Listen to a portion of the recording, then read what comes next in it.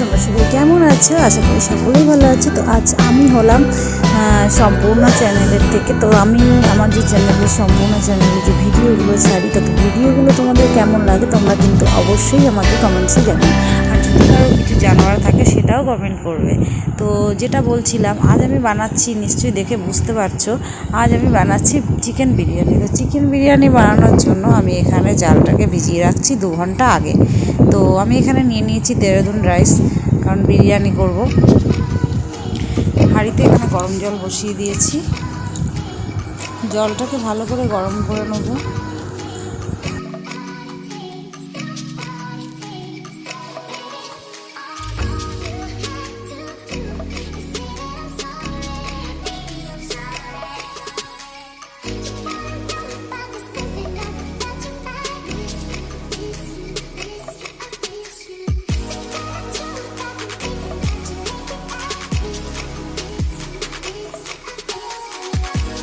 তো আমি যে ভাতটা এখানে ফোটাবো, সেই ভাতটা ফোটানোর জন্য জলটাকে ভালো করে ফুটিয়ে নিয়েছি। এবার দিয়ে দিয়েছি গোটা গরম মশলাগুলোকে, এলাচগুলোকে সামান্য একটু থেতে করে। তো এইবারে দিয়ে দিচ্ছি আমি ধুয়ে রেখেছি যে চালটা, 2 ঘন্টা আগে থেকে ভিজিয়ে রেখেছিলাম, সেই চালটা দিয়ে আমি ভাতটা, তো একটু এই জিনিসটা একটু লক্ষ্য রাখতে হবে, ভাতটা কিন্তু একদমই নরম হলে চলবে না। ভাতটাকে করতে হবে একদমই একটু বিরিয়ানির মতন করে, কারণ এটা কিন্তু নর্মালি রান্না হচ্ছে না, যে আমি নরম করে ফেললে কিন্তু মোটেই ভালো হবে না। তো এখন আমি করে নিচ্ছি ভাতটাকে একটু কেয়ারফুলি করতে হবে।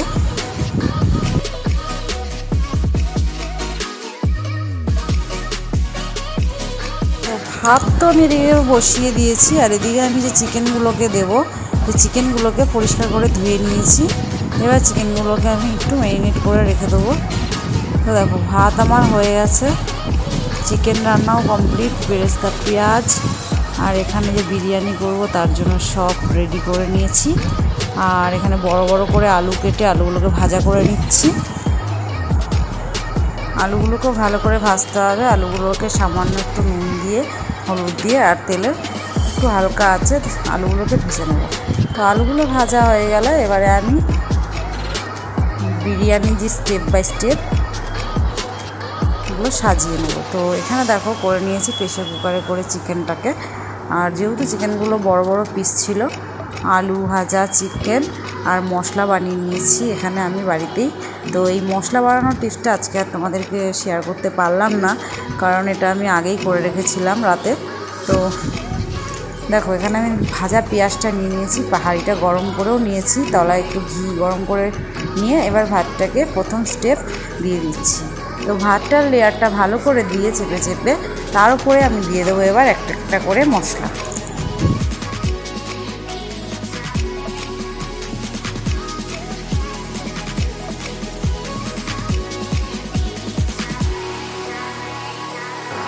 তো ভাতটা সাজিয়ে নেওয়ার পরে তারপরে আমি দিয়ে দিচ্ছি এটাতে গুঁড়ো মশলাগুলো, যে ভাজা গুঁড়ো মশলাগুলো। আর এটাই আমি ঘি গরম করে রেখেছিলাম, কারণ ঘিটা যদি একটু আঠাটা থাকতো দিতে খুব প্রবলেম হতো, যার জন্য বাটি গরম করে আমি ঘিটাকেও গরম করে নিয়েছি। এবার চামচে করে করে ঘিগুলোকে স্টেপ বাই স্টেপ সাজিয়ে নিচ্ছি। এরপর এটাই আমি রেখেছিলাম মিঠা আতর আর গোলাপ জল, এগুলো দিয়ে দিলাম পরিমাণ মতো, কারণ এটা কিন্তু প্রতিটা স্টেপেই যাবে। যদিও বা আমি জানি না কীভাবে কে বানায়, আমি এইভাবেই বানাই। আর এটা দারুণ লাগে, খুবই টেস্টি হয়, খুবই সুন্দর হয়, খুবই সুস্বাদু হয়। যে আমার ভিডিওটা দেখছো তারা যদি একবার করে ট্রাই করো, তারা অবশ্যই বুঝতে পারবে যে টেস্টটা ঠিক কেমন আসে। আমাদের তো দারুণ লাগে, আমি যাকে যাকে এর আগে পরিবেশন করেছি সবারই খুব ভালো লেগেছে, আর সবারই খুব পছন্দসই হয়েছিল। তো সবাই বলছিল যে দোকানের থেকে বাড়ির বিরিয়ানি যথেষ্ট সুন্দর। তো দেখো এখানে ভাজা পেঁয়াজ, আলু, চিকেন, মশলা সব কিছুই দিয়ে দিয়েছি, ঘি, প্রত্যেকটা স্টেপ বাই স্টেপ মশলা সব দিয়ে দিয়েছি। এবার এটা সাজানো কমপ্লিট হয়ে গেলে এবার দিয়ে দেবো আমি সেকেন্ড লেয়ার রাইসটা, এরকম সেই পরিমাণে সাজিয়ে দিচ্ছি। তো আমি এখানে নিচে 5 থেকে 6 পিস দিয়ে দিয়েছিলাম, আর দিয়ে দিলাম যে গ্রেভিটা করেছি গ্রেভিটা, কারণ গ্রেভিটা যদি না দেওয়া হয় বিরিয়ানি কিন্তু মোটেই ভালো লাগবে না।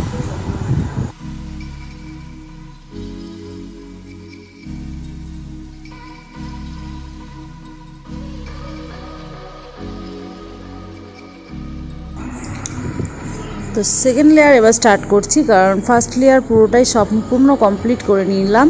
এবারে আমি সেকেন্ড লেয়ারের রাইসটা আবার সুন্দর করে ডেসে সাজিয়ে নেব। তো রাইসটাকে দিয়ে রাইসটাকে পাতিয়ে নিয়ে তারপরে আবার ফার্স্ট যেমন করেছি ঠিক সেমভাবেই আবার এই লেয়ারটাও দিয়ে দেবো।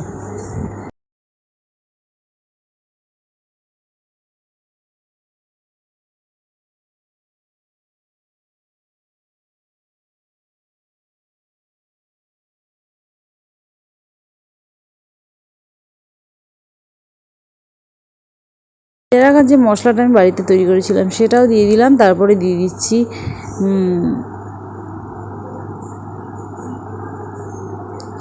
আলুগুলো সাজিয়ে দিয়ে দিচ্ছি।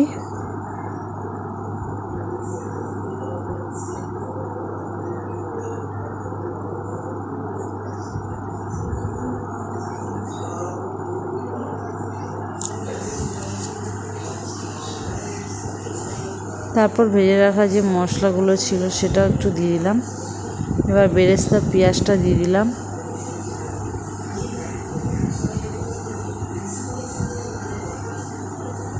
তারপর এখানে যে মিঠা আতর ছিল এটাও দিয়ে দিলাম, গোলাপ জল মিঠা আতর।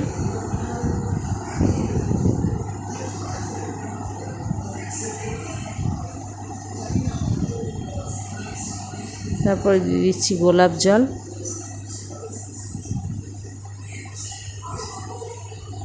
এবারে দিয়ে দেবো চিকেনগুলো।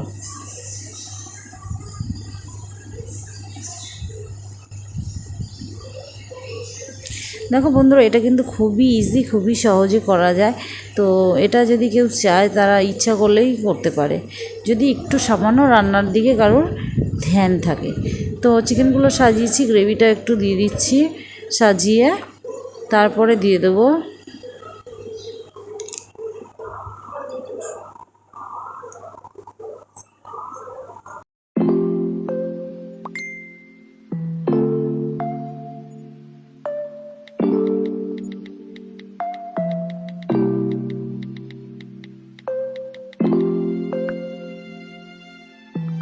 করে চিকেনগুলোকে সাজিয়ে নিয়েছি। এবার দিয়ে দিচ্ছি যে গরম করে রাখা ঘিগুলোও দিয়ে দিচ্ছি চামচে করে সুন্দর করে ঘুরিয়ে, যাতে পুরো ভাতটার সাথেই ঘিটা মিশে যায়। এরপরে দিয়ে দিলাম যে ভেজে রাখা মশলা বানানো ছিল, বিরিয়ানি মশলা। তো সব সাজানো কমপ্লিট হয়ে যাওয়ার পরে এবার আমি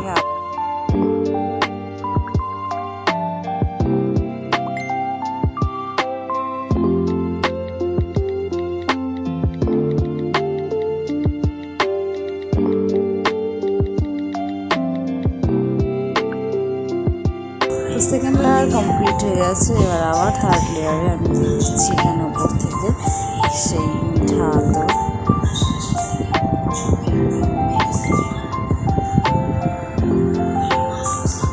তারপরে দিয়ে দিচ্ছি ভেজে রাখা পেঁয়াজ।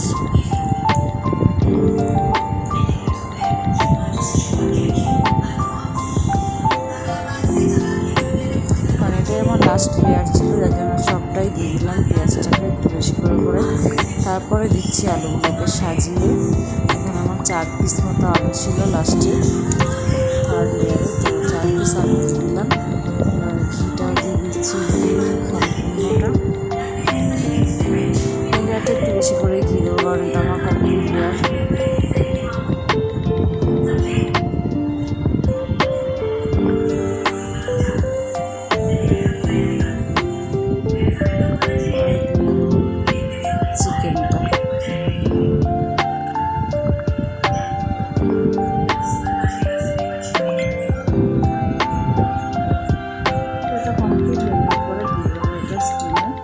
স্টিমে দেওয়ার জন্য কীভাবে দেওয়া সেটা মনে করে রাখছি।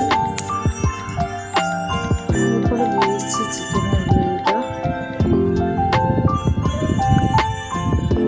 বিরিয়ানি সাজানো আমার প্রায় কমপ্লিট, আর একটু সামান্য বাকি আছে লাস্টে একটুকু, তাও প্রায় হয়ে গেছে। লাস্টে একদম সামান্য উপর থেকে আর কিছুটা রাইস দিয়ে দেবো, দিয়ে ঢাকা দিয়ে এর উপরে খানিকটা মশলা ছিটিয়ে ঢাকা দিয়ে দেবো স্টিমে।